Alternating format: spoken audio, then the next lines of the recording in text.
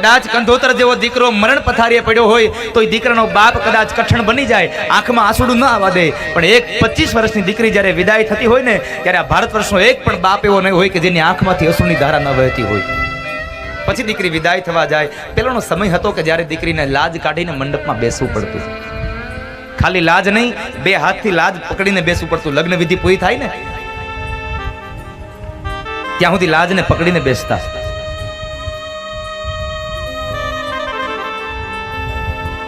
શા માટે? વિદાયના સમય પ્રસંગે દીકરી જ્યારે ભગવાન ગણપતિના સ્થાપન પાસે બેઠી હોય ત્યારે શું કહેતી હોય ભગવાનને? કે ભગવાન, મને એટલી બુદ્ધિ અને એટલા મને બળ આપજો કે એક હાથની મુઠ્ઠીમાં મારા બાપની આબરૂ છે અને બીજી હાથની મુઠ્ઠીમાં મારા સસરાના પક્ષની આબરૂ છે. એટલી બુદ્ધિ ને એટલા સદવિચારો આપજો કે જેને લઈ અને બેમાંથી એક પણ પરિવારની આબરૂ મારા હાથમાંથી છૂટી ન જાય. એટલા માટે 2 હાથની મુઠ્ઠીથી આબરૂને લાજને પકડીને દીકરી બેઠી હોય છે. સાહેબ,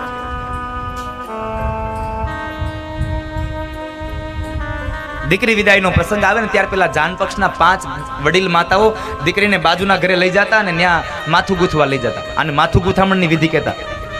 હજી પણ આ વિધિ છે જ માથું ગૂંથામણની, પણ હવે બાજુમાં બરાબર થઈ જાય. માથું ગૂંથી લે. માથું ગૂંથવાની આ વિધિ શું કામ? એને ત્યાં જઈને શું કરો તમે બેનો?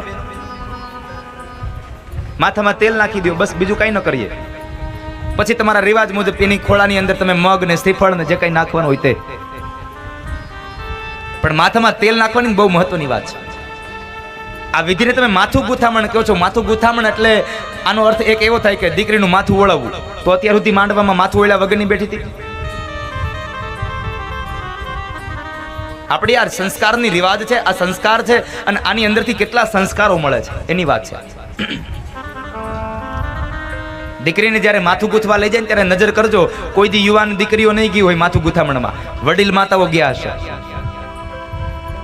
5 વડીલ બહેનો જાય, સાસરા પક્ષની, જાન પક્ષની, અને જ્યાં બાજુના ઘરે લઈ જાય અને 5 શિખામણની વાતો આપે કે દીકરી, તારા સાસરાના પક્ષમાં આવા રિવાજો છે, તારા સાસરાના પક્ષના સ્વભાવો આવા છે, એટલે તું આવી રીતના રહેજે, તારે આવી રીતનું જીવન જીવવું. આવી 5 શિખામણની વાતો આપે અને પછી એને તેલ નાખી દે. અને ત્યાંથી કહેવત પડી છે, અમે એને પાથીએ પાથીએ તેલ નાખ્યું છે. આ કહેવત ત્યાંથી પડી છે.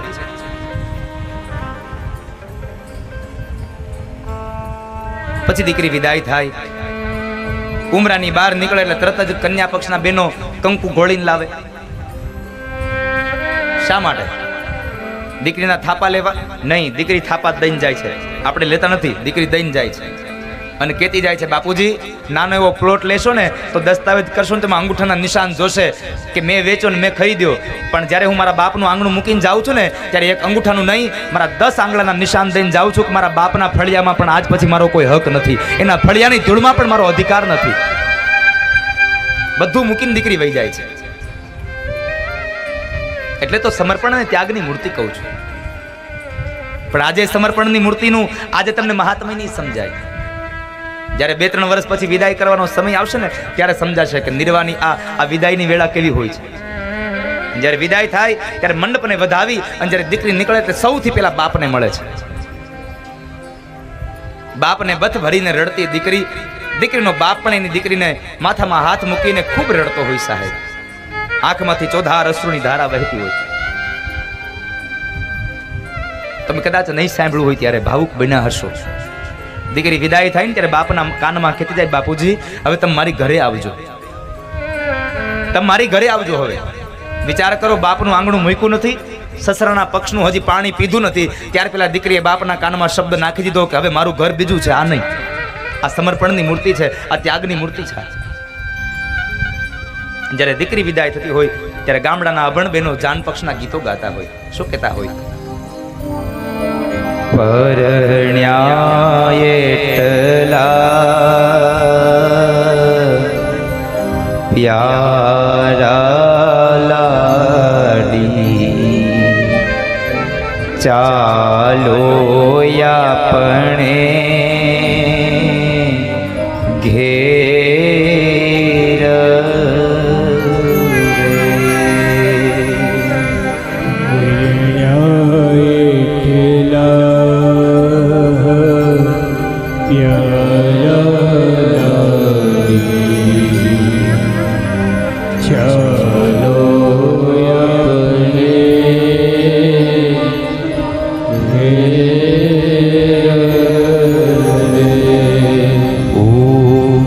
ઉભાર્યો તો માંગુ મારા દાદા પાસે શીખ રે ઉભાર્યો તો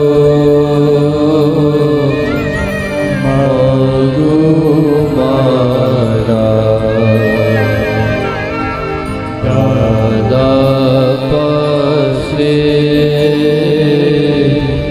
શીખ રે હવે કેવી શીખ રે લાડી હવે કેવા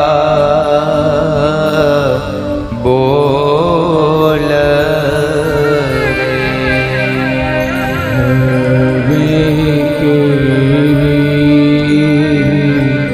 શિખરે હવે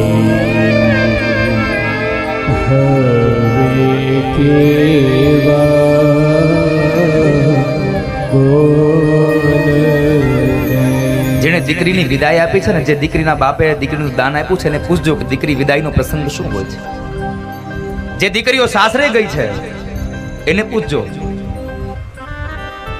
સૌથી વધારે દુઃખ દીકરીના બાપને હોય છે સાહેબ.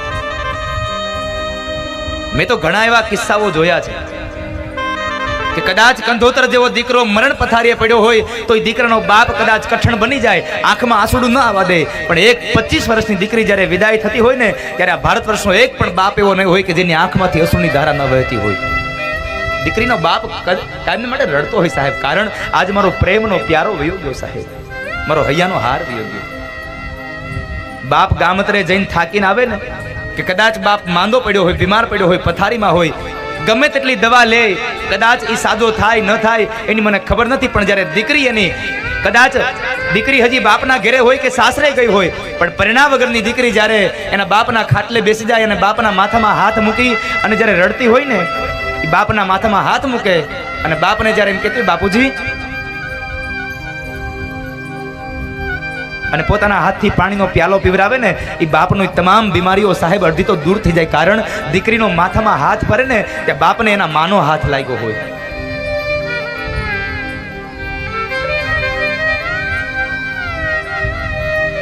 બાપના ખભા ઉપર મસ્તક રાખીને દીકરી બેસે ને ત્યાં બાપ અડધો હળવો થઈ જાય સાહેબ, ગમે તેટલો થાકીને આવ્યો હોય.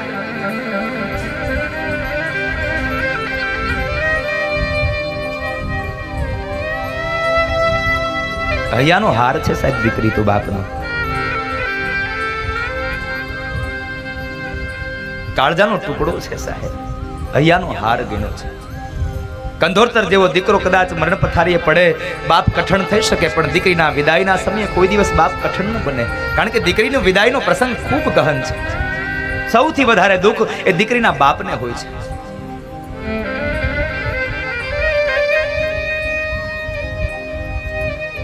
બાપની તમામ સંપદાઓને છોડી અને દીકરી જતી રહે સાહેબ.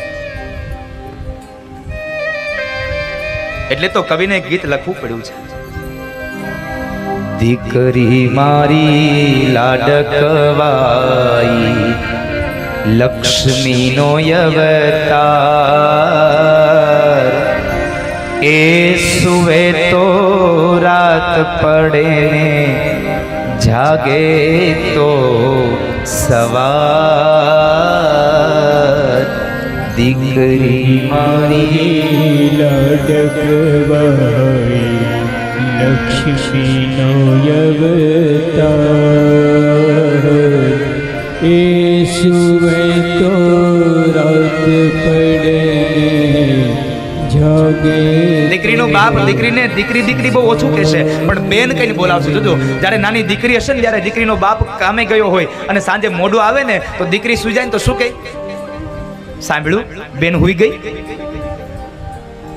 બેન શું કરે છે? આખો દિવસમાં કેટલી વાર ફોન કરીને પૂછતો હશે, બેન શું કરે છે, બેન સૂઈ ગઈ? બેન કહીને બોલાવતો હોય સાહેબ દીકરીને. કેટલો અદ્ભુત પ્રેમ છે બાપ અને દીકરીનો સાહેબ. ઢીંગલા સાથે રમતી ઢીંગલી